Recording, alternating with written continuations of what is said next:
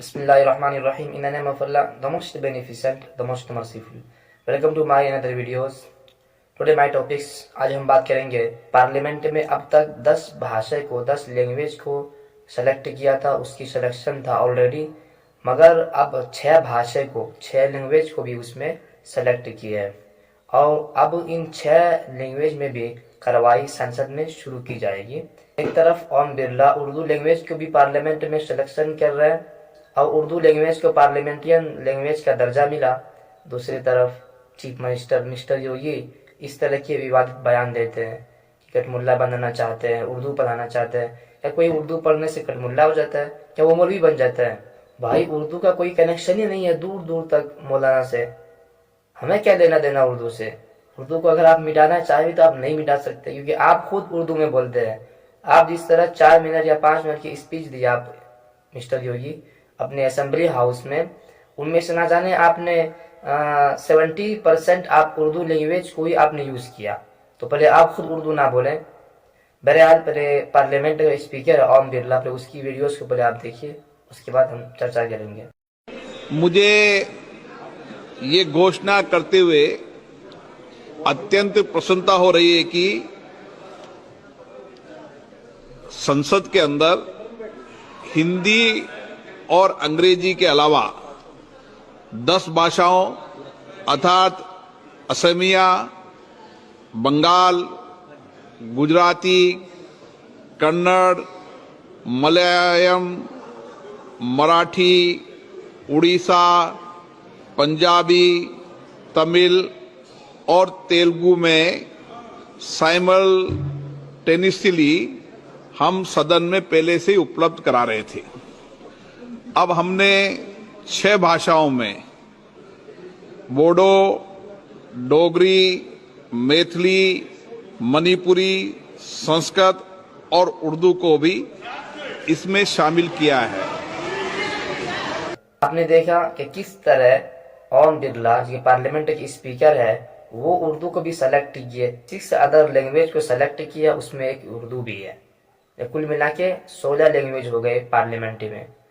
तो एक तरफ पार्लियामेंट में उर्दू को सेलेक्ट कर रहा है और दूसरी तरफ असेंबली हाउस में मिस्टर योगी इस तरह के बयान देते हैं। बट मिस्टर योगी ये बात जानती नहीं है, एक चीफ मिनिस्टर होने के बावजूद अपनी स्टेट की तारीख हिस्ट्री को नहीं जानते, उससे नाचना है।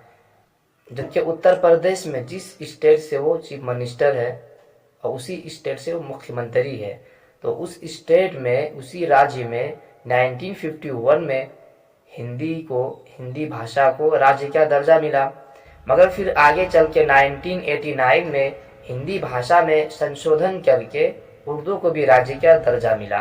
तो मिस्टर योगी इससे नावाकिफ है, जानते नहीं है कि हमारे राज्य का भी मूल भाषा हिंदी है, उर्दू है। इसको खुद अपने राज्य की हिस्ट्री मालूम ना हो, उस राज्य में कितनी भाषा मूल भाषा है वहाँ उस राज्य की, उसको ये तक नहीं मालूम हो, वो बात करते हैं कि नहीं उर्दू पढ़ाना चाहते हैं, कटमुल्ला बनाना चाहते हैं। पहली बात तो अगर कोई उर्दू पढ़ता है तो वो कैसे कटमुल्ला बन जाएगा?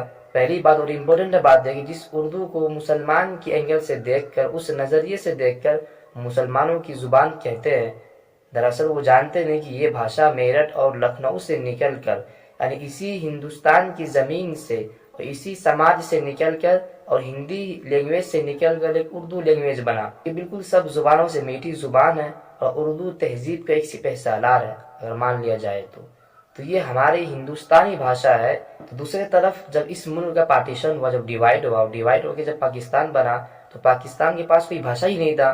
पाकिस्तान में भी आज पूरे 99% थोड़ा उर्दू बोलते हैं, बस उन्होंने अपने मुल्क का जो नेशनल लैंग्वेज है उन्होंने उर्दू को सेलेक्ट किया। तो लैंग्वेज किसी मुसलमान की जुबान नहीं है, उन्होंने बस अपने मुल्क का नेशनल भाषा उर्दू को बना दिया। तो अब इससे हम नफरत करेंगे क्योंकि वो हमारी ही जुबान है। अगर इस तरह देखा जाए तो अगर दुनिया में कोई भी दूसरे ताजमहल बनाएंगे तो क्या हम ताजमहल को गिरा देंगे? अरे भाई हमने पहले बनाया ना, हमने पहले अपने बच्चे का नाम रखा फुला, अब पैदा होने के बाद 1 साल बाद किसी और ने रख लिया, तो क्या करेंगे? हम अपने बच्चे का नाम चेंज कर देंगे क्या कि उन्होंने रख दिया ये सही नहीं है, हम अब चेंज कर देंगे? क्यों भाई? तो इसका मतलब ये तो नहीं होगा कि हम चेंज कर देंगे। भाई उन्होंने रखा, खुशी की बात है कि हमारे उन्होंने 2 कॉपी की है।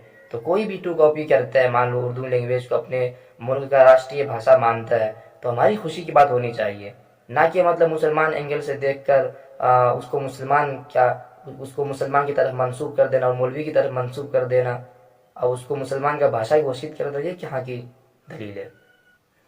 पहले यार आप इस वीडियोस पर क्या सोचते हैं, क्या आपका नज़रिया, अपनी नज़रिए को ज़रूर एंड कंपलसरी कमेंट बॉक्स में शेयर करें। सलाम।